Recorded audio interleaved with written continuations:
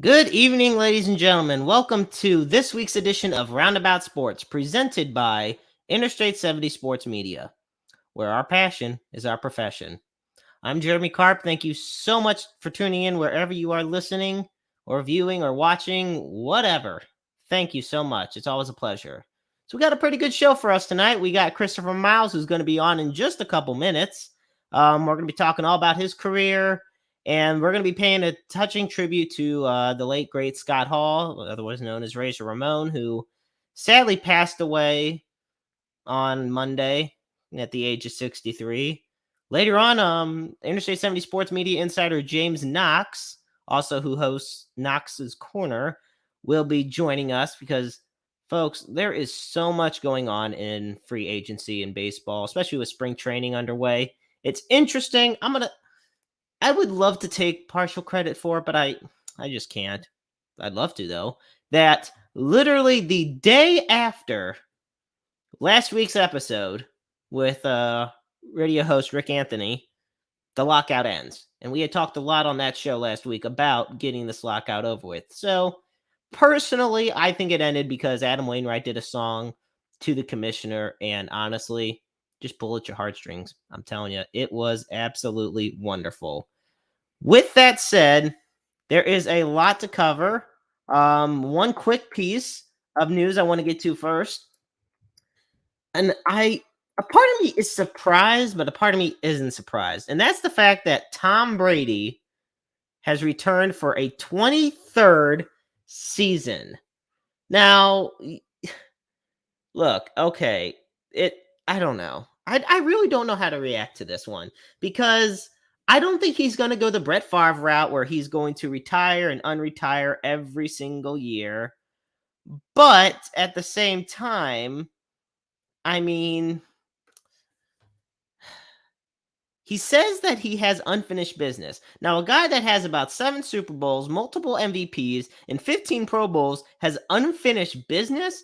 Look, he must be the most determined man on the face of the planet because you give me just 2 Super Bowls, give me 1. Hell, get me on the team and $50,000 and I'd be like, I accomplished a lot. But to each their own. So Brady's coming back to the Buccaneers, so we will see. If anybody should feel bad, though, about it, it's not Patriots fans, it's not Rams fans. If anybody should feel like absolute crap about that news, it's Aaron Rodgers. He finally locked in a big-time contract over about $156 million guaranteed. And he's like, I'm the top dog in the NFC finally. I'm only 38. Finally got that top dog seed. And Tom Brady's like, hell nah, bruh. I'm taking control. So that's where we're at right now in the lovely NFC. Meanwhile, you guys got Russell Wilson going to the Denver Broncos. You got Jarvis Landry leaving the Browns. You got Deshaun Watson either joining the Browns, Falcons, Panthers, Saints. There's a lot going on in the NFL. You know, I told you later on, James is going to be on to talk about the MLB, but I'm telling you, we got so much covering for the NFL right now, and you can follow us on Twitter at Interstate 70 Sports Media to get more. In fact, just a recent news that came out, Von Miller's going to Buffalo on a 6-year, $120 million deal, and on top of that, they're looking to add tight end O.J. Howard as well. The Las Vegas Raiders signed linebacker / DN Chandler Jones and traded for Ngakwe from the Indianapolis Colts. Zadarius Smith returns to the Ravens on a $35 million contract. And I'm telling you, folks, we're just getting started with this. There is so much news left, but let's not keep our esteemed guest waiting any longer because he is a dear friend and he's one of the best in the business when it comes to officiating. I mean, I'm telling you right now. And by the way, thanks, Chris Rodell, the voice of Dynamo Pro Wrestling. Chris Rodell is tuning in. You can catch him on Tuesday nights at the Wrestle Talk podcast. And in the future down the road, we're going to have him here on Roundabout Sports because there's a lot of hockey that needs to be discussed on this show as well. With that said, I think it's time to bring in another familiar face from Dynamo Pro Wrestling. He has been in the business for quite a long time, and he's got a lot of charm to him.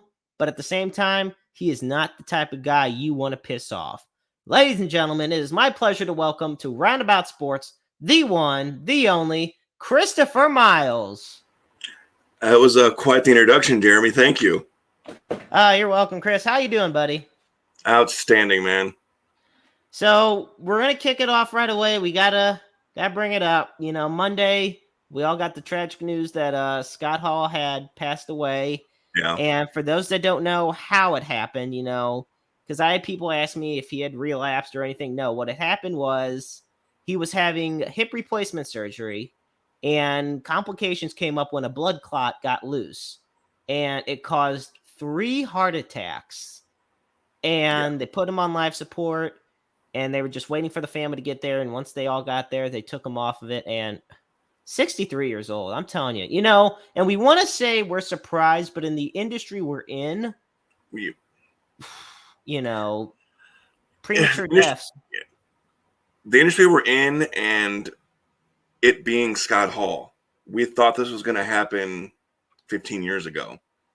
And the fact that he turned it all around and was, for the most part, walking the straight and narrow these past 10 years was amazing. Yeah, I remember when, and I know you remember when DDP was, after he had already was getting Jake the Snake Roberts back on track with his life. They had both called Scott Hall, and he was just so out of it. He was saying he was drinking vodka and taking pills for breakfast. Mm-hmm. And, that was the harsh reality. You see this guy back in the 90s, and he's this cool, suave, bad guy. He's got all the gold chains, the earrings, he's got the gold around the waist. But then you see him, in the early 2010s, and he's being picked up from the airport in a wheelchair. Yeah. And, he's only in his 50s, if not late 40s at that point.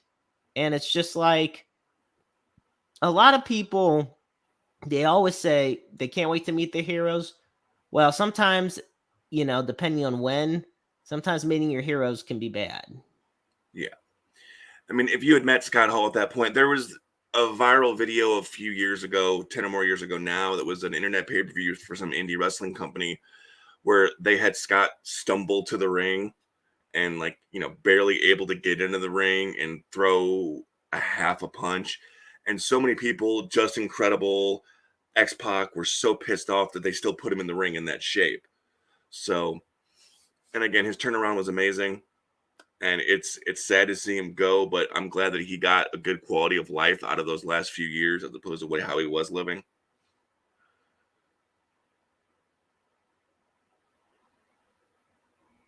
Okay. No, I absolutely agree. And it's just, and that happens a lot too. They push him out there for the sake of being able to sell tickets, get that notoriety. Like, hey, we got Scott Hall at this event. You guys got to come out. But at the same time, you got to look after the health of, the wrestlers, Yeah. because they are human. And on top of that, Bret Hart said something that really struck a chord with me. And I know you had saw it as well, especially back in the day when wrestlers are on the road 330 plus days a year. And, Bret Hart said if the road wasn't as rough as it was, a lot of my friends, and in his case, obviously, Owen, his brother, would still be with him. Mm-hmm. And it's true. Like, being a professional wrestler, being a referee, being an announcer, being in the professional wrestling business takes so much of a mental and physical toll on you, and that's why I think, and I had mentioned this to Luke Roberts a couple weeks ago, why he, for one, gets insulted when people criticize the business, because they don't Yeah. truly know what it's like being on the road. He says, hey, if you want to criticize us, get in the ring and take a bump. Mm-hmm. Even from my perspective, as a ref, I don't bump nearly as much, if at all, as much as the boys do. But it still is a toll on the body because you're still sliding around. You still are bumping occasionally, and you're running around 6-7 times over the course of a night, maybe. And it's not easy. If it was easy, again, everyone would do it. And until you've had the wherewithal, the training, and the guts to step through those ropes, shut up. Right. Now, you are, like you mentioned, a referee. What got you into becoming a professional referee? Okay, so years and years ago, when I was a younger man, still had some hair, I briefly trained as a worker.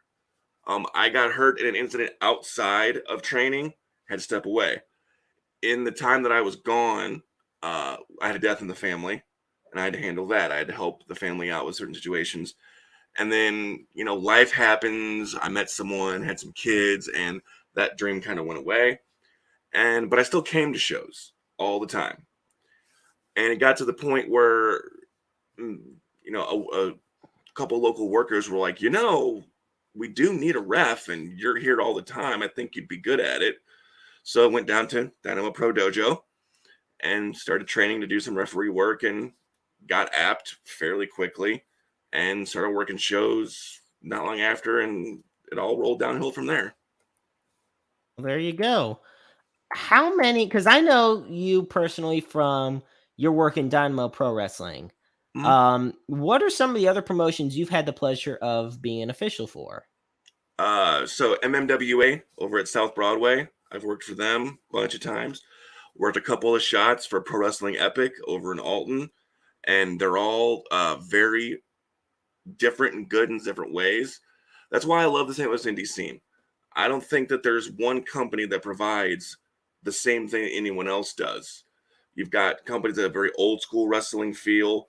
You have companies that are trying to be the more athletic, uh, realistic style of wrestling, and you have ones that are trying to cater to that ECW, AEW audience, those hardcores that want to see that. And there's a little something for everyone in every company in the area, which I love.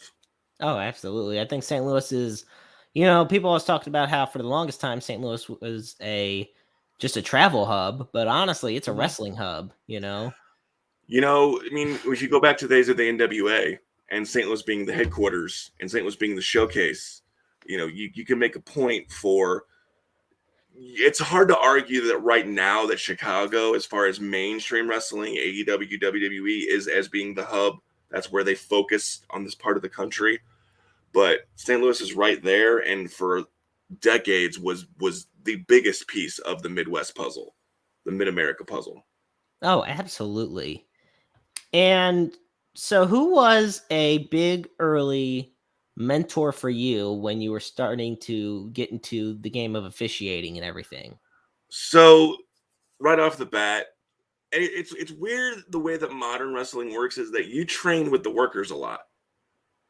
So I was in there mixing it up, and I was in there, and the trainers, Sadie Blaze helped me out a lot. Luke Roberts, as far as psychological stuff, he didn't get there and roll around with me, but he did a lot of help.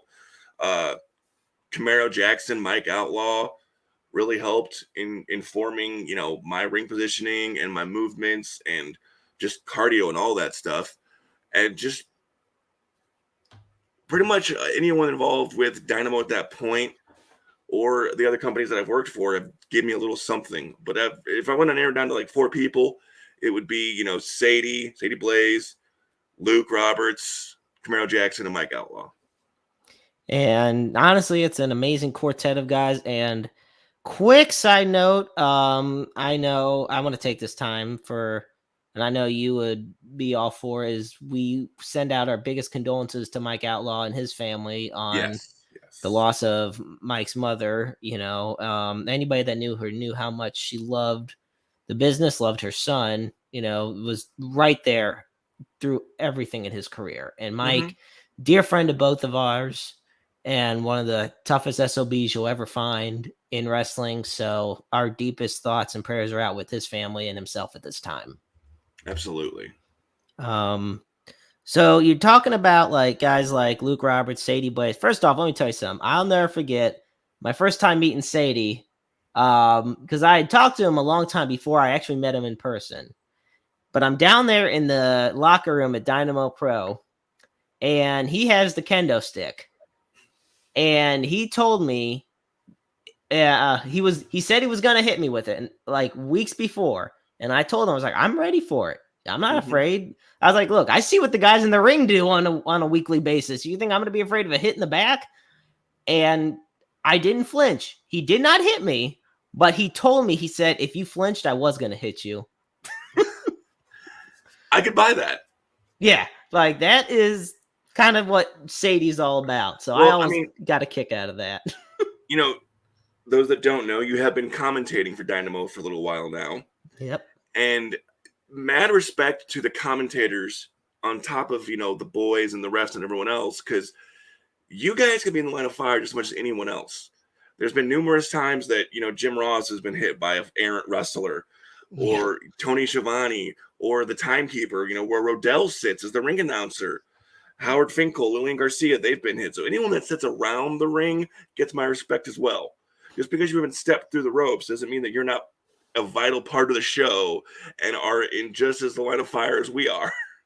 Right. And for as much shit as we love giving Rodell, I mean, he is such a crucial part of Dynamo Pro, and that doesn't mean we're not going to give him crap anymore. We're still going to, but busted chops all day. exactly. But we know how much we got love for him, and he's one of the best in the business at what he does. He's nobody better, I think, than setting the scene. He makes you feel like that match is important or that moment's important. And I just love when, honestly, I love when the snitch and him just have any type of confrontation because, Yes. Chris don't even have to do anything. He's just there, and the snitch is like, "What did you do?" I didn't do anything. Read this. Read this note I presented you.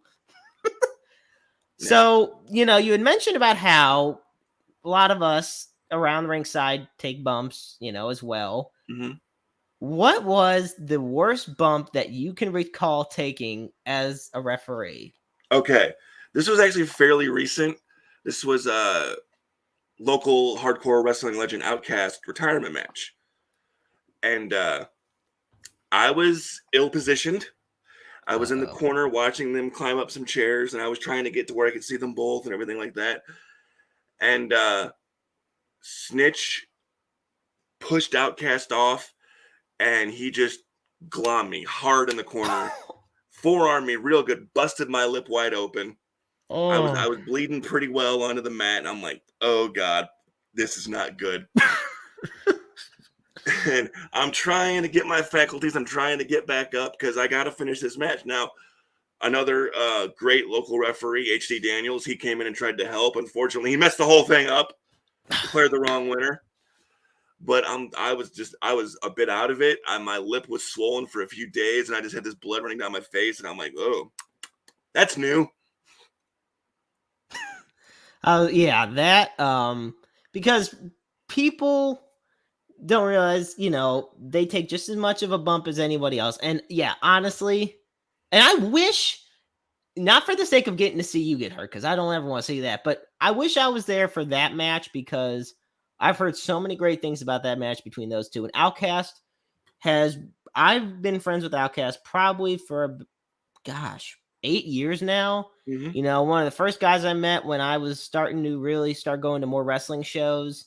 And, when I started being a commentator for Dynamo Pro, he obviously was one of the big, him, Adrian Surge, Camaro Jackson, those guys welcomed me right in, and that's one of the biggest feelings, which is why I'm kind of pissed at the snitch for winning that match. But what? So, okay, that's your worst experience as far as actually taking a physical bump. As a referee's perspective, what's the worst injury you've had to be like, okay, throw up the X, get someone out here. This dude's really messed up. Okay, there was so those that are familiar with the wrestler Carlito, he had the backstabber move where you put your knees in your back and he would fall back, and that was his finish. There was a show in Arnold a few months ago, and this gentleman took the move, and I guess it just hit in the exact right spot because he went a little limp. I remember that. He went a little limp, and it was like, and I lean in, I'm like, hey man, are you okay? Do you need me to stop? He's like, yeah, I need to stop it. I'm like, oh shit, okay. So I ring the bell, and it's like, I don't know what, I'm doing what I'm told to do here. I'm doing what I think is best for his safety. So I'm like, we're done. It's over. I remember that because Luke, myself, I remember Sadie went out there. I Mm-hmm. remember, and I remember Luke and I, who were at ringside, we were checking on him, and I remember the fact that the guy that got injured literally was this close to jumping the guardrail and beating the shit out of a fan who was just heckling him the Yeah, entire for being a time. pan. Yeah, and I wasn't pleased. I try and maintain professionalism and character. It's like, hey, I'm not gonna. But that person was just calling him a pansy and a wuss and all that. I'm like, I will end you. I will jump the guardrail, but I'm not going to. I'm going to get him to the back. Say it again. Say it in the next match because Right. yeah. And of course, Yeah, I was gonna. we must say he was okay. He ended up being okay. It was a stinger. It was temporary. But at the end of the night, he was fine. So that's good. But Yeah, that was the big thing. It wasn't too much yeah, long later he was able. It was just a big stun for yeah, him, and when you got a guy who's on the ground like not moving, obviously we're all gonna be like, "Oh shit, what's going on?" Like it was full on panic mode yeah, because we were worried. But and as a referee, I feel like you got to really be quick with the reflexes, with the reactions, hmm because you know anything can go wrong at any given moment, and you have to be prepared for that. yeah. Is that something that they teach you, or is it just kind of something that goes with the flow? It's definitely taught because I made that mistake early on. There was times where I wasn't checking on the people enough, and people would say, "Hey, you need to check on them more." And honestly, I should have because in my real life, I have an EMT background, so it's like knowing what I know, I should have been in there checking on. But in for the first little while, given that hey, these guys are professionals, they know what they're doing. I would only check maybe a big spot because sometimes it's those little spots that you don't think are the ones that are going to hurt you that hurt you the most. So you slide in, hey, are you okay? Can you continue? I'm better at that now. That was my lesson to learn in my early days. What do you do when a wrestler really starts confronting you? Like they get in your face in a match and you're trying to tell them, "Hey, look, that was a 3 count. Hey, you got to let go by the count of 5 or you're DQ'd." Like and then they get right. Well, for perfect example, Cayman Pro, like Yeah, or, even the snitch, for example, who basically just gets in everybody's face. you can get in my face all day. That's nice. You're ultimately going to do what the rules state, which is what I'm going to enforce. I'm not there to be the baddest guy in the room. That's up to the guys in the ring. I'm there to enforce the rules, count the pin, count the 5, count the 10. If you're still holding on to that hold till you get to 5, I ring the bell. That's on you, not on me. If you're out of the ring and you want to get in my face, that's fine. I'm wearing the stripes, and the committees or whoever's in charge of the promotion is going to have to deal with you afterwards, be it a fine, suspension, whatever. But you're not going to get that over on me. The first time you were in a professional wrestling locker room, Mm-hmm. your very first time, what was going through your mind, or was there adrenaline kicking in? We're like, oh gosh, like, getting a little Okay, so jitters. should I tell you the story of when I was younger and training as a wrestler, or We'll should I do go that one. by as an adult? Okay, so I was I was 17, Oh boy. and we were at it was an outdoor show at a city park. So we're in the locker room of the city pool, and we would walk in. There's all these guys who were, around my age now, and they're all larger than life characters, and it was super intimidating. It's like, this is weird. And I had only been training for like 3 weeks. And what I was doing, I was there that night. I was doing the get back crowd because it was an outdoor show. There was no barrier. So I was like, hey, guys, get back, get back, get back. And working basic security, just making sure that no one tried to, because there was no actual rail, it was a rope. Just making sure that everybody was able to stay back and not getting in the ring and all that stuff. But I was so deer in headlights for that it was like, I'm actually here. As far as now, um, I was lucky enough that I became friends with a lot of these guys before I started training or before I got, back into the business, before I jumped in. And it was just like hanging out with my friends, thankfully. This time there was no real intimidation or freaking out. There was nerves, of course, because you are going in front of people. But that first show as a ref, it was just like, hey, I'm here with my friends. Let's have fun and let's go. First time I was in the locker room, it was kind of a mixture of both. I've been going to Dynamo Pro shows for so many years. I've been going to shows at South Broadway. I've been going to Glory Pro, Anarchy. So I've been around a lot of these guys as far as seeing them wrestle, and I've been thankful to talk with a lot of them after the show. How years ago, when I did the Jeremy Karp show, I had interviewed Adrian Surge and Camaro Jackson, so. But still, when you're going into that locker room and you see all these guys, it's just like it's a whole new ball game. It really is. The one thing I will say is that there is a definite change from. It's like Clark Kent and Superman. I'm not gonna say they're actual factual names, but seeing the person that is Adrian Surge and Camaro Jackson versus Camaro Jackson and Adrian Surge is different people. And it's like a switch that flips. It's like, oh, we're in game mode now. This isn't the person that I normally talk to. This is him now. So let's act like that. Let's go out there. Let's do the thing. Let's do the wrestling. Yeah. And and you do this long enough, you're a part of it long enough. And it's wrestling to me, being a part of the industry, is all about paying your dues. And let's just be honest. Let's just face it. Anything that involves constructing or deconstructing the ring is the worst part of the entire night or day. Yeah. But it's one of the most important. Yes, because you got to get it in there, got to get out of there. There's no fun part about setup or teardown. I would say I'm lucky in that I work most of the time in my shoot job when setup is going on. Teardown, I'm there for. We see each other there. I was gonna say I'm there with teardown too, and set up. I'm not able to make it. I would if I could. I just can't. But I do help with teardown, and it's at the end of the night where your body's hurting, you're sore, you've been running around all night, you're sweaty, you just want to shower.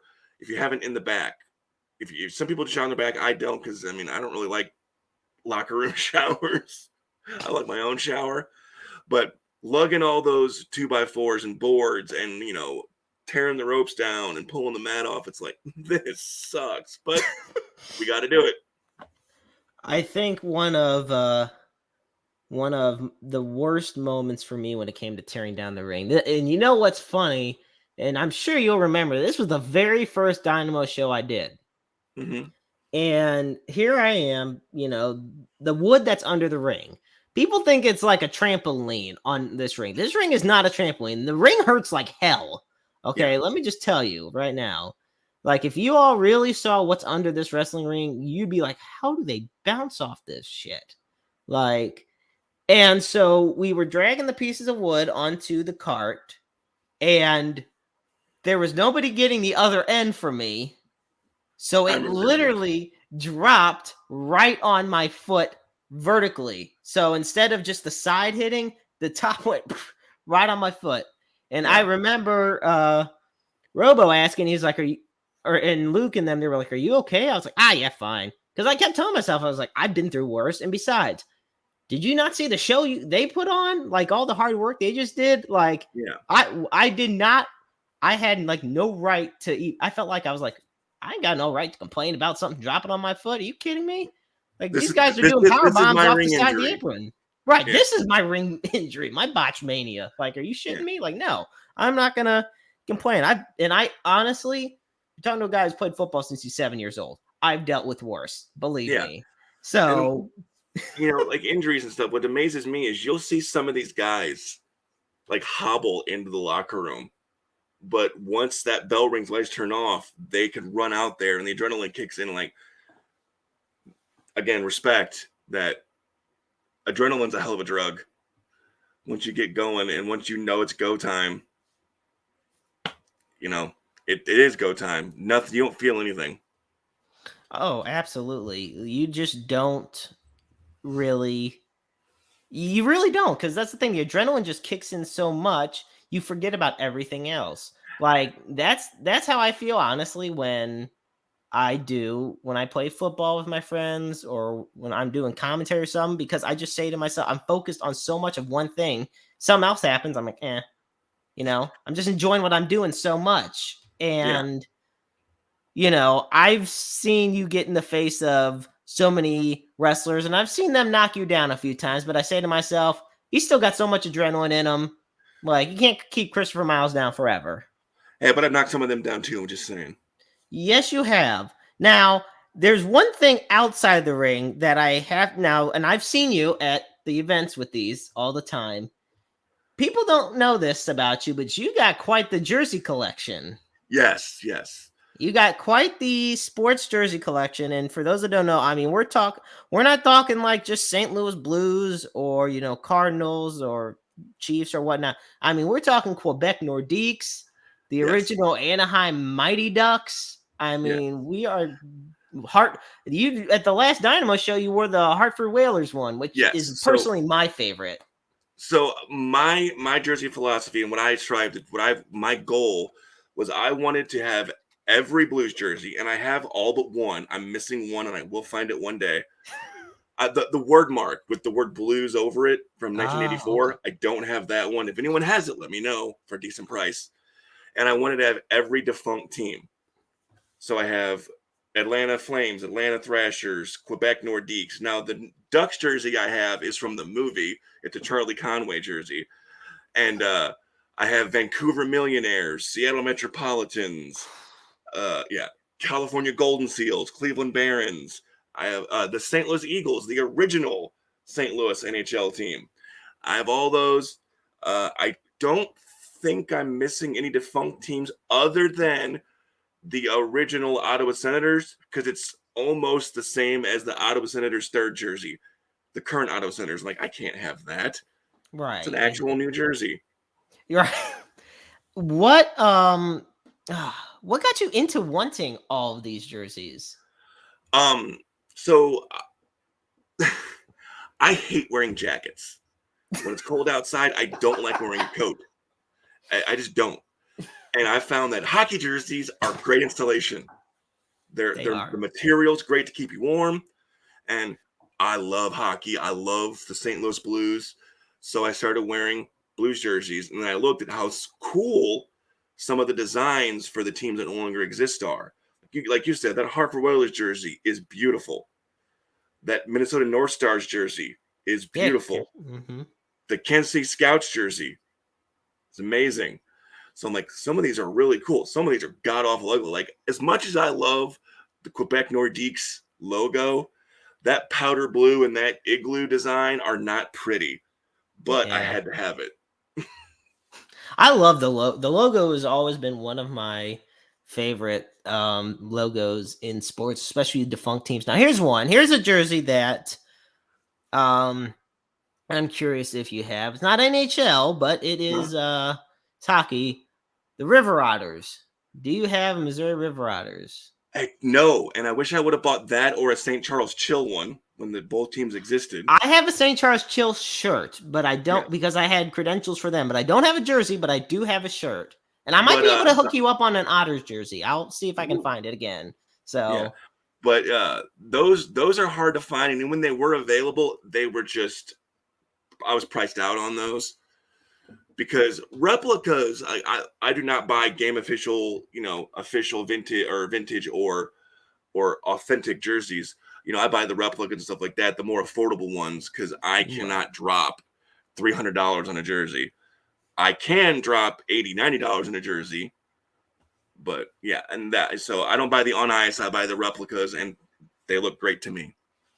Oh yeah, I like I said, it's like when Cam Newton goes to the press conferences with the many different hats. I mean, you're the guy that Mhm. goes to the Dynamo shows or any wrestling shows with the many different jerseys, and Yeah, everybody always comments on them, and most of the time, they're they're good compliments. I don't want to say what Rodell's been saying behind your back, but He thinks that I have too many.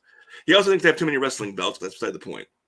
Yeah, and honestly, there's a very special person I was talking to earlier, and she was telling me that I had too much like retro video game consoles, and heaven forbid how much of my sports card collection and everything. Well, And she said that collecting is a fancy term for hoarding. I was like, yeah, but at least it's not random yeah, junk I and mean, stuff we she's bought. not wrong. Right. But on the bright side, and I'm trying to swallow my pride in a minute, but I'm like, you know what? At least it's something I like. My hoarding is organized, and unlike some cultures, I wear my Exactly. jerseys. Right. You've seen me. I do wear my jersey, and there's one that I want to mention. It's not a defunct team, but it ties into wrestling because I have a Calgary Hitmen jersey, and I wanted to have it because Bret Hart used to own it, or he was a partner in the team, and he still shows up at events. I just because it's cool because it's pink. You don't see any pink hockey jerseys. It has the Jason Voorhees looking Hitman on it. And I love it. I wear it all the time. So That's a great one. Yeah, because that's another thing. I didn't realize, like, wait, why does he wear all these jerseys? Now I know. It's like, you know what? Screw jackets. You get them. And honestly, yeah, hockey jerseys are some of the most insulated jerseys. and they're comfortable. They are. They're really comfortable. Yeah. For me, I have a couple autographed football jerseys that I'm never like obviously going to wear. They're still in the bag, in the box. I keep them. Yeah. I mean, I've looked at them, but because they're two of my favorite offensive linemen, J.C. Treader and Joel Bitonio, of course. Sadly, but Treader got released yesterday. But anyway, yeah, jerseys are very well insulated and comfortable, and they look badass. Especially, I feel like retro teams or retro jerseys from like when I was a kid and when you were younger, like those were the cool logos. Those were the really sick, awesome, badass look. Like Denver Nuggets, the original Nuggets logo is one of top 5 in all of sports. I love it. And you look at jerseys that were considered super ugly when we were younger that are highly sought after now. Like everybody loves the 90s retro Blues jersey now. Yeah. The blue with the red stripe. They don't like the reverse retro with the red, but everyone loves that jersey now. In 95, everyone hated that thing. It wasn't them. I gotta have that now. Yeah, thanks for caring now. Yeah, now you give a crap. Okay, well, just for that, we're gonna mark it up some more. We'll see how much you really care. Yes. Like I think the perfect example. Well, behind me, the old Cardinals logo right there. Yeah, I love that. Yeah, that's one of my favorite logos right there, and I love looking like over here. I have a poster of a whole bunch of all 32 NFL teams. This was literally from the first year when the Texans joined the league, and obviously it's got a logo on there that's not appropriate in 2022, but that's beside the point. You got some other pretty cool logos on there. Otherwise, so like look the Bengals. The Bengals is a perfect one. Yeah. Going back to hockey, look at the Islanders fisherman. Most hated logo in sports when it came out. Now, if you put that, if that was the new reverse retro for the Islanders, it would sell out. Oh, people absolutely. would be all over that. Because it just make like old and it's like what Roddy Piper once said. Old school's cool. Like there's just this, it may be corny, but there's this just appeal to it that we hold near and dear. Like, don't get me wrong. Like, if the Blues wore the old retro from 95, like permanently, I'd be like, I don't know about all that, fam. But when they bring it back occasionally, I'm like, guys, this brings back memories. This is so cool. Yes. Like, that's the thing. There's Brett Hull and Wayne Gretzky. Right. And if we're lucky, not Mike Keenan. Yes. If we're lucky enough, although we can dream. He did say it was from the trumpet jersey, just saying. Okay, we'll give... it's kind of That's the one thing you can say about Mike Keenan. Well, that's the one positive thing you can say about Mike Keenan. Yeah. I was going to say, if the one thing positive you can say about about a coach is regarding the jerseys, there is quite an issue there. Yeah, okay, yeah. I mean, I hate Mike Keenan, but he didn't get that jersey, so... So Chris, it's been awesome having you on. I got to ask you one more question before I let you go, because we have a lot of breaking news to cover and our insider James Knox is definitely waiting. But I got one more question I want to ask you. All right. Okay. So, what is the best advice that you, Christopher Miles, could give out there to anybody in general who's trying to accomplish something that they love doing? Strive to do it. Don't let your own anxiety get in your way, because if you have a drive and a desire, if you strive towards something, you can make it happen. And as far as the wrestling business is concerned, you can see right here on the page my socials, Twitter and Instagram at 1_2_3 miles. You're gonna hear every show I'm on for weeks before I'm on it. And I mentioned before in other shows, not enough people do that. And I get people telling me, hey, we appreciate the fact that you promote as much as you do. And it gets me more notoriety, it gets me better bookings. And if you're in this business and you're not promoting and you're not out there selling yourself, what are you doing? And I'll tell you right now, talking about coming up shows, March 26th, Concordia Turners, Dynamo Pro, Lethal Lottery, the championship matches, the Dynamo Pro Heavyweight Championship match and the Tag Team Championship match determined by a random lottery. It's going to be a lot of fun. Who will challenge for the tag titles with ACM? Who will challenge Camaro Jackson for the heavyweight title? We won't know until that night, until that drawing's done. And then later on April 9th, MMWA, we have a lumberjack match. We have Benjamin Truss versus Damian Blade, wrestlers surround the ring, South Broadway Athletic Club for the MMWA Heavyweight Championship. Like I said, that's going to be great. April 9th, South Broadway Athletic Club. March 26th, Concordia Turners, Dynamo Pro, Lethal Lottery. Come see me. Come see all the stars of Dynamo Pro, of MMWA. Come support local wrestling because we need you to be there for us to venture out. I couldn't have said it any better myself. And I look forward to when we can do this again right here on Roundabout Sports. So, absolutely, ladies and gentlemen, Christopher Miles here on Roundabout Sports. It is a pleasure, as always, to talk to you, and I look forward to seeing you on March 26th. Yes, sir. Good night, everybody. Have a good night. What an amazing guy and extremely talented, and I love that motivation he gave to anybody at the end, because he's absolutely right on all accounts. You know, you got to strive to do what you do. And trust me, anxiety is an absolute pain in the ass, but we cannot let it get to us. And folks, we have next up. First, I also want to say, if you're a small business, because on top of supporting local wrestling, we here at Interstate 70 Sports Media promote local businesses. We support local, mom and pop places. We're not going big old corporate. You're not going to see us at Walmart trying to get advertising, but we want to get advertising from you because we want to support your business, what you do. So if you want to advertise, whether it be on this program, on Talking Dynasty with Adam Frex, if you want to be on the Facebook page, on the Twitter account, anywhere on our socials, even on our website, especially on our website, get in contact with me, Jeremy Karp. There's my Twitter handle, that's JCarpSportsFan1. You can find Adam Frex. You can just DM Talking Dynasty. You can message us on our Interstate 70 Sports Media Facebook page or our Twitter account. And we would love to set up something and talk with you because it would benefit you tremendously. We would love nothing more than to help all these local businesses grow.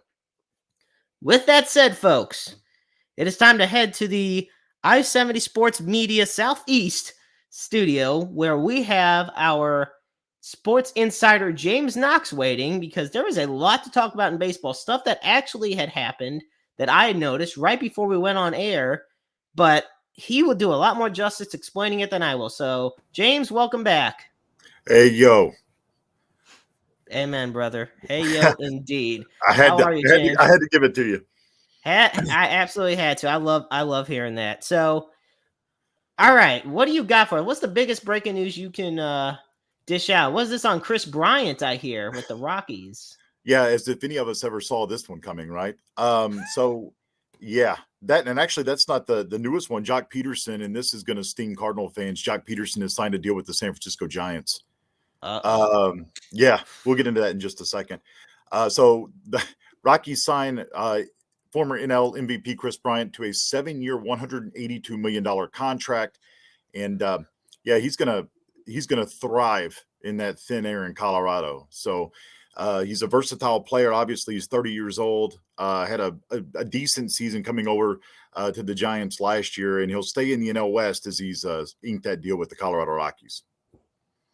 I think, it's amazing for me to think about, though, when it comes to Chris Bryant, because the Cardinals literally, or I should say the Rockies literally traded away $51 million and Nolan Arenado to the Cardinals so they can spend $182 million on Chris Bryant over 7 years. Now, somebody in that front office, they better fire their accountant or something, because math is not good in the Colorado Rockies organization. But then again, neither is their record. Well, and the general manager who decided to send Arenado and the $50 million to the Cardinals, he's no longer there. So maybe this is just a change in their business plan. But this is coming from an organization that refused to offer Trevor Story an extension, prior to him becoming a free agent as well. So, that one kind of shocked me. I didn't see the fact that Colorado would be willing to go out on the market and get a big time player like Chris Bryant. I think it's also interesting because Bryant, I believe Story's 29 years old, whereas Chris Bryant's 30 years old. And, I feel like the Rockies had, obviously, Chris Bryant, former MVP, solidified star, but normally you would think focusing on your own team talent first, then by having Trevor Story on your team, you could convince Bryant even more so to join. Instead of, maybe he would have been able to join on a lesser money deal, being like, hey, we got Trevor Story, we can really win something. Right. And I would think, I get that Colorado's trying to make a splash here with this deal, but, as much as they need offense and power hitting in that ballpark, I mean, you obviously need to find ground ball pitchers as well. I've kind of been surprised that you're going to go out and spend this kind of money on one player instead of trying to sprinkle it around and help with your rotation as well. But yeah, I'm kind of with you. If you go out and you talk to a Trevor Story and say, hey, look, we're going to bring in this player, or we're looking at bringing in a slugger, somebody who can kind of complement you in the lineup, maybe you talk him into that bridge deal instead of hitting free agency. But I'm kind of with you. It's out of the norm for Colorado to do this as well. I mean, I guess maybe they feel like they have to try to do something to bring fans to the ballpark. I mean, at this point for them, anything would work. Now, also, this is something that I was able to keep track of earlier this afternoon. I know Adam Frex at the I-70 Sports West studio did as well. Zach Greinke is joining back to the good old Kansas City Royals on a 1-year deal. Now, the Royals had not been making a lot of noise in a free agency or any type of moves up till today. And they had acquired another left-handed pitcher from the Cincinnati Reds in a trade. But by getting Zach Greinke, and they trade away Mike Minor and cash considerations. Mm-hmm. Having Greinke, still he's in his mid-30s or early mid-30s, but at the same time, still a very solid arm, one of the top guys on the free agent market. And by getting him at a 1-year deal, this gives guys in the minor league organization time to prepare. What are your thoughts on the signing, James? I like it. And I know we'll get into this a little bit later, but with the Reyes news and the Flaherty news, I would have hoped that the Cardinals would have checked in. So you hear the reports, and by all reports, Zach Greinke's a good guy, but he's quirky. I think that's probably the best way to put it. He's a quirky fella. And, whether or not he wanted to come to St. Louis, that obviously we don't know that. But I would hope that the Cardinals would have checked in on that. I like the signing. It's a 1-year, $13 million deal. You're right with the Royals sending Mike Minor to Cincinnati in that deal where they acquired Amir Garrett. I think this is, I mean, you've got somebody, Greinke's not going to blow you away, but he's still crafty. And last year going 11-6, he had a 4.16 earned run average for the Astros. He threw 171 innings. And, again, that harkens back to what I say about the Cardinals. That's something you could have used. I mean, the Cardinals are going to need innings. And Greinke has been, for the most part, healthy in his career. I do like the signing for the Royals. And you're right, with it being a 1-year deal, all it does is allows the younger arms in their minor league system, to get seasoned and be ready for the majors next year in 2023. Oh, absolutely. And I think that, you had just alluded to it earlier about the Cardinals. Take us more in depth on what exactly is going on with Alex Reyes and Jack Flaherty. It seems like these are situations, and you've done a great job reporting on it. But it seems like these are recurring problems that both of them have been dealing with in their careers. And quite frankly, you wonder what the organization is going to do. Well, I think the problem is this lockout did more than just keep guys from reporting to spring training on time. It also meant that the trainers and the doctors could not talk to those who were injured last year. And Alex Reyes, I don't know, man. I mean, we had a stint there where he threw 4 1/3 innings and over a course of 2.5 years.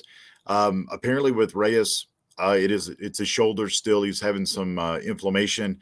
They injected it today, and they're going to start him on a throwing program on Friday.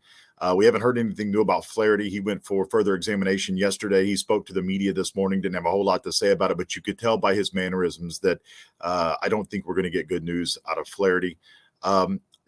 It was reported that Reyes is going to miss at least a month, so he won't be there come opening day.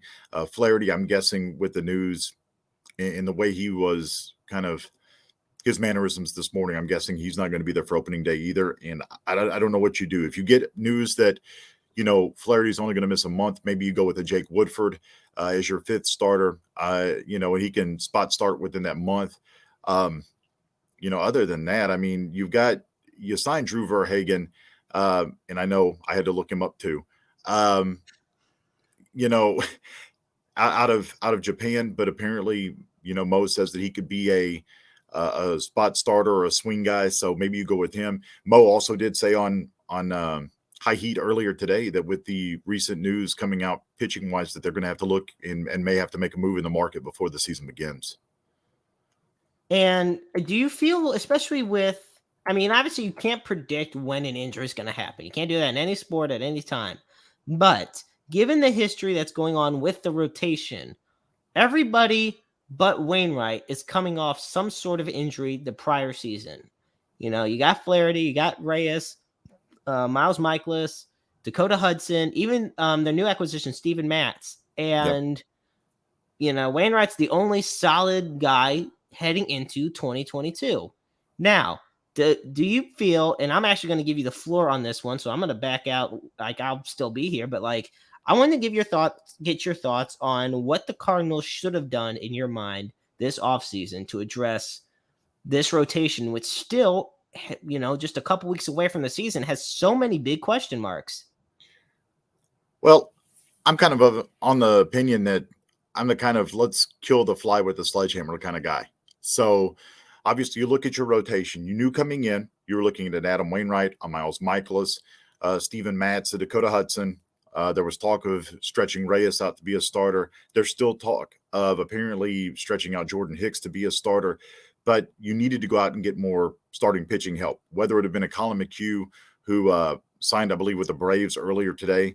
There were guys out there that could help you. I mean, there's still Zach Davies out there. I guess if you wanted to go a cheaper route, he had an okay season with the Cubs, but his ground ball percentage plays better inside Busch Stadium than it did, in Wrigley Field and with the Brewers in Miller Park. So I would think that when it comes down to it, the Cardinals needed to go out. They needed to go out and get more starting pitching. They went out and got depth guys, but the problem with depth guys is a lot of times the reason they're on the market, and we like to refer to it as low-hanging fruit, is because they're not very good or they're unproven. And, many coaches have said over the years, the potential is French for haven't done shit. So, that's kind of where you're looking at. Ultimately, you knew what you had. I guess maybe if he's ready, he goes out and throws his tail off in spring training and he looks great. You can bring up a Matthew Liberatore, but you don't want to put him on the same route as a Johan Oviedo over the last couple of years where he was brought up too soon and didn't have the chance to develop. So ultimately, the Cardinals needed to look at the market better. I mean, Jake Odorizzi is still out there, of course, the Highland native. Grew up a Cardinals fan. I would check in on him as well. Apparently, Houston is interested in moving him. He doesn't really fit well in Houston. The contract is manageable. Let's face it, it's not like the Cardinals don't have the money to go out and make these deals. They've just decided to sit on their wallets and not really go out and spend money. Now, a lot of people wanted, them to go out and spend money on a DH, whether it be Schwarber or a Jock Peterson. Well, Schwarber's a Philly and Peterson's a Brave, or Peterson's a Giant, rather. The Cardinals need to go out. They need to extend offers to some of these pitchers that are still out on the market. I know that there are guys out there. I'm trying to remember there's a starter. Why can't I think of his name? It'll come to me in just a second. That he former Yankee, former Twin. Go out there and try to make a move and get pitching into camp now, because ultimately you're going to have guys that are unproven or not going to make the squad throwing in spring training games because you don't want to get anybody else hurt. So, that's kind of what I would do. And, when you look at the rest of the division, do you feel that the Cardinals are the team that have made the least amount of significant moves in trying to improve their team? I do. Obviously, if you look at the Cincinnati Reds, they've torn everything down. I don't care what their general manager says. This is not a rebuild. Well, they've pretty much got rid of everybody. So in terms of making significant moves on the positive, yes. The Cubs at least, went out and, have made offers and tried to, make their squad better. It's just tough because we are I guess we're about almost a week coming out of this lockout. And it seems like everybody that the Cardinals chasing everybody, so the Reds, obviously they're not really in a mode to compete. They're kind of tearing that down, which I feel bad for Joey Votto. The Pirates were never in a situation to compete or tear down because they didn't have anything in the cupboard anyway. I really feel like even though the Cardinals haven't really gone out and done a whole lot or anything really other than the Steven Matz deal prior to the lockout to really improve their team, I still feel like they're going to compete with Milwaukee for this division. My problem is once you get to October, even with the expanded playoffs now, are you trying to win in October? Or are you just trying to get there? So yeah, very much. And that's one thing that's really happened a lot lately. The Cardinals, you went from competing, going back to back with the Giants, World Series, NLCS, World Series, NLCS, year in, year out, to, hey, look, we're in the wild card. Maybe we'll win it. Maybe we won't. Oh, we went to the NLDS. Sweet. And that means we did better than the year before. We don't have to improve our team. It seems like, and, for people that saying we have high expectations, okay, it's the St. Louis Cardinals. Why wouldn't you have high expectations? This is, we're not talking like we are the Washington Nationals of old, prior to their World Series win. We're not talking about we're the Miami Marlins. We're the St. Louis Cardinals, where winning is a part of the history. It's been almost, if not over 100 years since they finished in dead last in the league. And I'm telling you right now, the biggest thing that I have an issue with is when DeWitt said that they're pretty well set on their roster. Now, that brings up two questions that I know you've been keeping tabs on. What does this mean about what they're going to do at DH? Does it mean Pujols isn't coming to the team? And where do they stand in the whole sweepstakes of Trevor Story? Because I know the Yankees were interested, although the Gary Sanchez deal really switched their whole infield and their team around. Then you got Houston, but the whole situation with Correa, they're still trying to get him back. So where do the Cardinals stand on the designated hitter and where they're at with Trevor Story? Yeah, I think with Trevor Story, where there's smoke, there's fire. And Michael Pineda was the free agent pitcher I was talking about, maybe going out and getting. I think where there's smoke, there's fire when it comes to Trevor Story. Now, we've all been told, even prior to the Arenado trade that Mo and Gersh made with the Colorado Rockies, we were kind of told, we're just going to sit. We're pretty happy with our roster. And we had heard the smoke on Arenado for 2-3 years. And then, on that cold January 9th, the next thing you know, Arenado is a St. Louis Cardinals. So, it's tough. But apparently it's still the Yankees probably have the money to spend, but the Cardinals, the Yankees, there were two other teams. Seattle was one that was interested. Of course, they made the big trade with the Reds getting Jesse Winkler from Cincinnati. So I don't know where they sit. You really haven't heard much more about it. The last couple of days have been silent on the Trevor Story sweepstakes. Although I would have to think that the Cardinals, even if you are, because of the Young's contract, want to keep him on the squad, he could be a DH. You could rotate him and Gorman. Depending on your right-left matchups.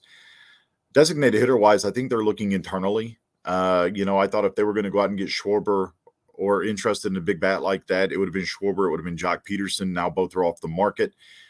So when I look at it, other than maybe a Trevor Story coming in and a DeYoung as your DH, or they're just going to stick with DeYoung at shortstop, and it's going to be Gorman against righties and Juan Yepes against lefties, which I don't think any of us are going to be very happy about. You have Lars Nootbaar as well, that he had a killer Arizona Fall League, was an all-star out there. So you have some pop, but Nootbaar's not your prototypical left-handed power hitter. Nolan Gorman, now in the minor, he killed it. In the minors in Springfield.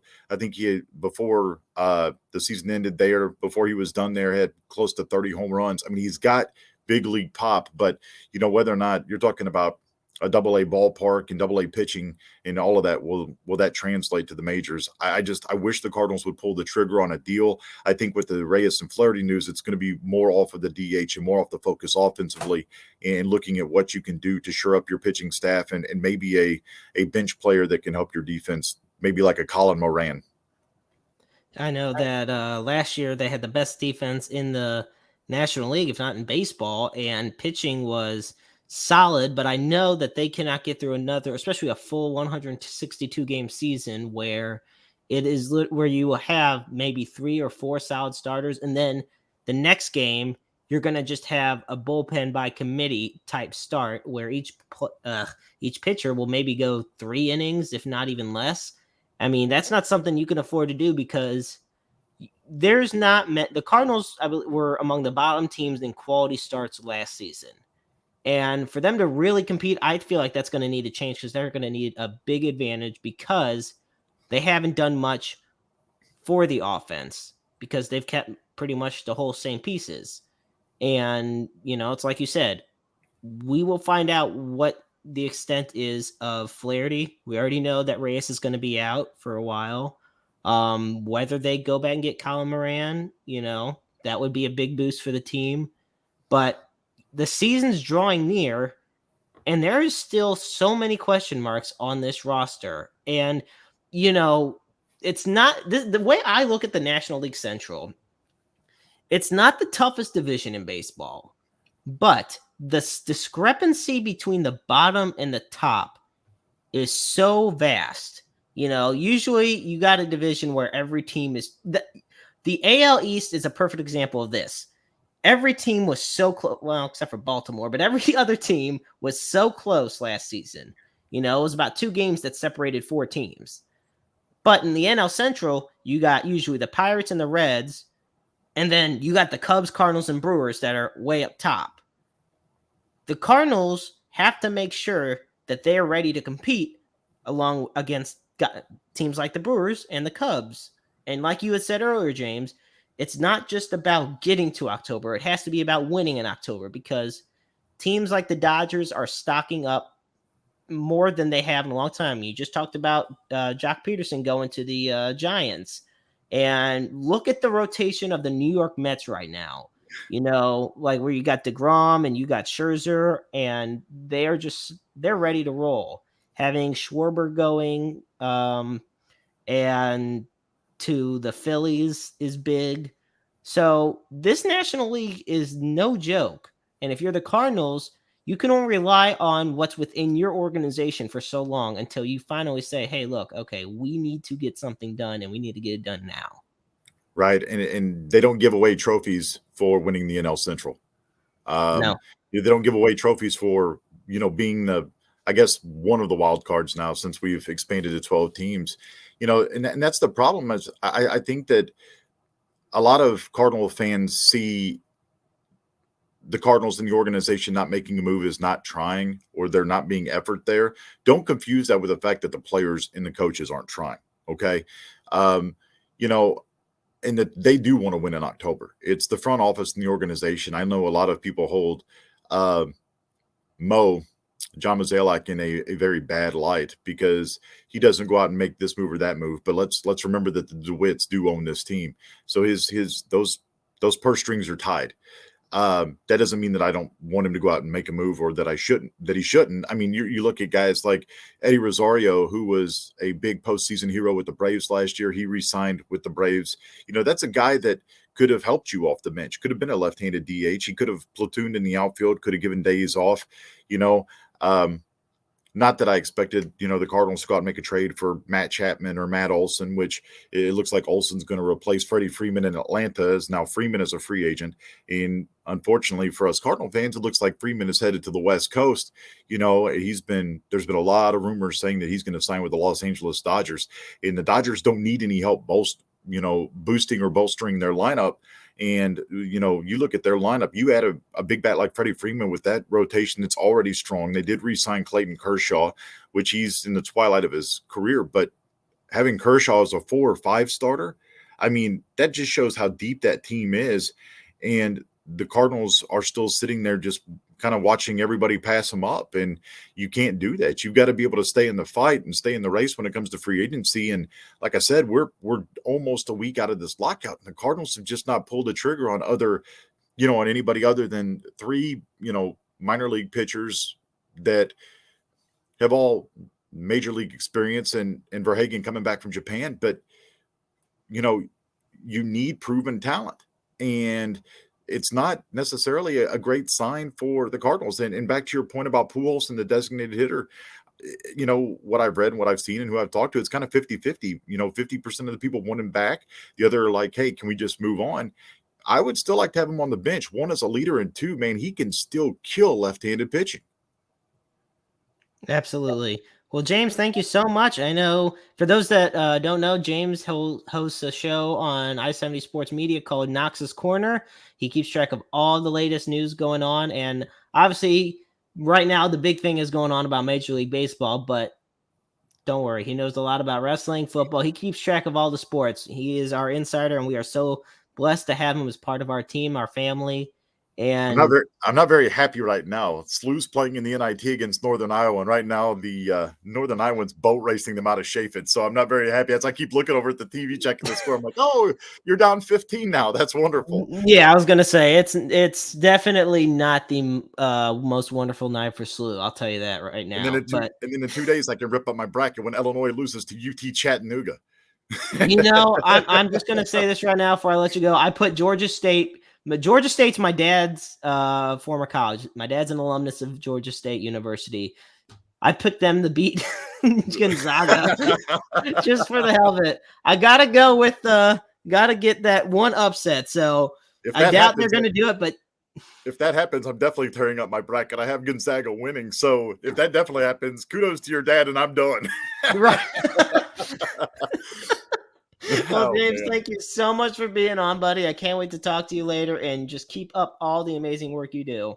You got it, brother. God bless. All right, James Knox with Interstate 70 Sports Media, an absolutely wonderful guy, works his absolute ass off to get the job done, and I gratefully respect all the work he has done to help Interstate 70 Sports Media grow each and every day.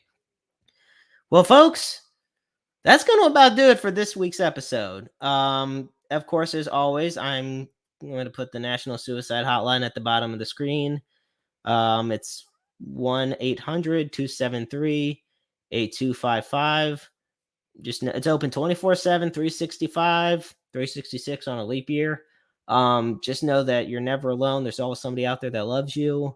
I'm grateful that you all were tuning in this evening, and I'm looking forward to doing this again next week.